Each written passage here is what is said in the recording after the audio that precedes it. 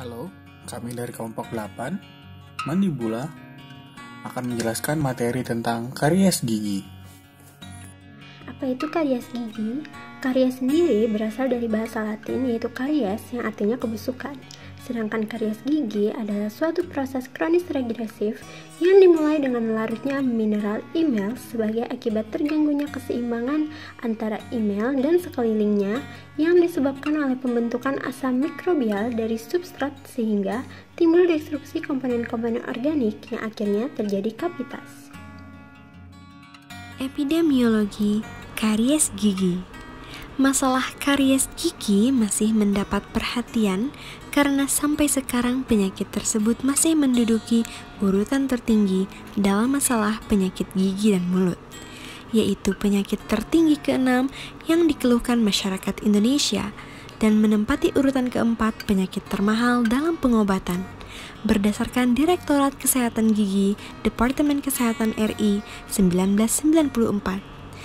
Masih tingginya angka karies gigi bisa berhubungan dengan pola kebiasaan makan yang salah dan beberapa perilaku seperti masyarakat lebih menyukai makanan manis, kurang berserat, dan mudah lengket.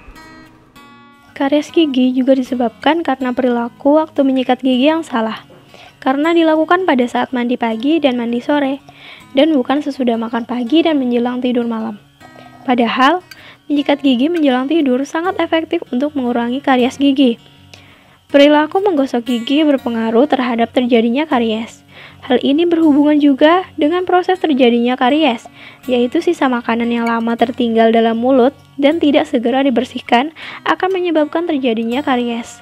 Sumber Noto Atmojo 2003. Gigi dimulai dengan adanya plak di permukaan gigi, gula atau sukrosa dari sisa makanan dan bakteri yang menempel.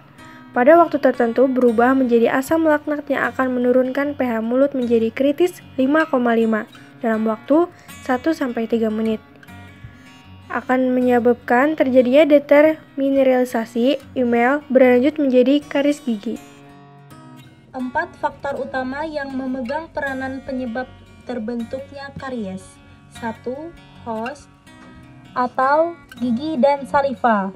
Daerah pit dan fissure pada permukaan oklusal gigi merupakan daerah yang paling sering terkena karies gigi. Hal ini disebabkan oleh sisa-sisa makanan, mikroorganisme yang tertinggal, substrat atau diet. Saliva juga berperan penting dalam proses terbentuknya plak gigi. Saliva juga merupakan media yang baik untuk kehidupan mikroorganisme tertentu yang berhubungan dengan karies. Yang kedua, substrat atau diet.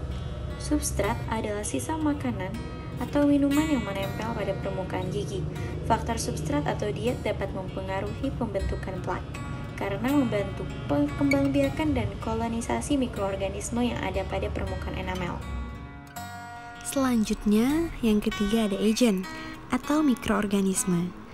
Kondisi lingkungan yang mengandung gula menguntungkan Streptococcus mutans, Streptococcus sanguinis, Lactobacillus acidophilus, Caeser, dan Actinomyces biscoccus hampir memenuhi kriteria ini. Streptococcus mutans merupakan kuman kariogenik karena mampu segera membuat asam dari karbohidrat. Karena fermentasi kuman-kuman tersebut tumbuh subur dalam suasana asam dan dapat menempel pada permukaan gigi. 4. Waktu. Karies dianggap sebagai penyakit kronis pada manusia yang berkembang dalam waktu beberapa bulan atau tahun. Lamanya waktu yang dibutuhkan karies untuk berkembang menjadi suatu kavitas cukup bervariasi. Diperkirakan 6-48 bulan. Menurut Willett dan kawan-kawan pada tahun 1991 dan Samaranayake pada tahun 2006, bentuk-bentuk dan letak karies gigi diklasifikasikan berdasarkan kedalaman karies gigi, yaitu pertama karies superficialis. Karies ini sudah mengenai emel, sedangkan bagian dentinnya belum terkena. Kedua, karies media. Karies yang sudah mengenai bagian dentin dan nyeri bila terkena rangsangan panas atau dingin. Ketiga, karies profunda, yaitu karies yang sudah mengenai lebih dari setengah dentin dan masih selapis dentin. Patofisiologi karies gigi. Karies gigi disebabkan oleh bakteri Streptococcus mutans, dan ada beberapa hal yang menyebabkan karies gigi bertambah parah, yaitu seperti gula, air liur, dan juga bakteri pembusuknya. Nah, jadi setelah seseorang itu mengkonsumsi sesuatu yang mengandung gula, terutama yang berbahan sukrosa, bahkan setelah dia bersikat gigi pun, glikoprotein yang lengket itu selalu bertahan pada gigi untuk memulai pembentukan plak. Jadi hindarilah memakan yang manis-manis ya teman-teman.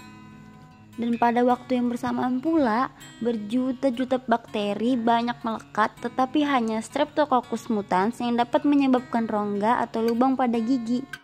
Pada langkah selanjutnya, bakteri menggunakan fruktosa dalam suatu metabolisme glikolisis untuk memperoleh energi.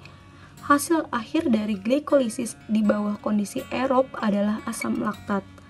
Asam laktat ini menciptakan kadar keasaman yang ekstra untuk menurunkan pH sampai batas tertentu, sehingga dapat menghancurkan zat kapur fosfat di dalam email gigi, mendorong ke arah pembentukan suatu rongga atau lubang. Streptococcus mutans ini mempunyai suatu enzim yang disebut glukosil transferase di atas permukaan yang dapat menyebabkan polimerisasi glukosa dan sukrosa. Selanjutnya ada pencegahan karies gigi, yaitu terdiri dari 5 tingkatan pencegahan dalam melakukan pendidikan kesehatan, yaitu adalah sebagai berikut. Yang pertama, health promotion. Tahap ini dapat diterapkan pada pencegahan karies gigi, di antaranya pendidikan kesehatan gigi, pendidikan mengenai gizi, yaitu tuntunan pemberian kualitas makanan yang baik selama pembentukan dan perkembangan gigi. Yang kedua ada specific protection.